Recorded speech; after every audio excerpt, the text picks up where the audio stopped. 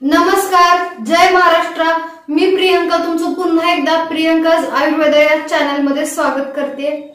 तर चॅनलवरती कोणी नवीन असाल तर प्लीज चॅनलला सबस्क्राइब करा, व्हिडिओला लाईक आणि शेअर देखील करा। तर चला तर मग आज आपण बघणार आहोत कवठ खाण्याचे फायदे। कवठ हे कफनाशक आहे।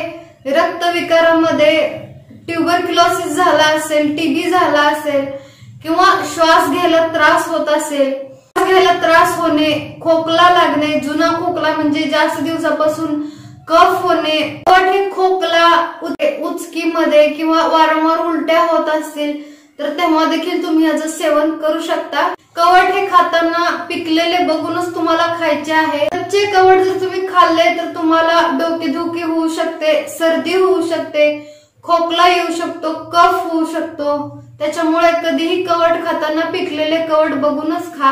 तुमच्या शरीरामधली हीट कमी करण्यास देखील मदत करते। कवठ हे भूक वाढीसाठी देखील अतिशय उपयुक्त आहे। कवठ खाल्ल्याने तुमचं पोट देखील साफ राहते। कवठ हे हृदयासाठी देखील अतिशय उपयुक्त असं फळ आहे। कवठ कोणी खाऊ नये हे आपण बघूयात। ज्या लोकांना मधुमेह आहे, ज्या लोकांना डायबिटीज आहे तर तशा लोकांनी कवठ खाऊ नये, कारण तुमच्या शरीरामुळे तुमच्या रक्तातील साखर कमी होते। त्याच्यामुळे मधुमेहाच्या पेशंटनी कवठ हे खाऊ नये।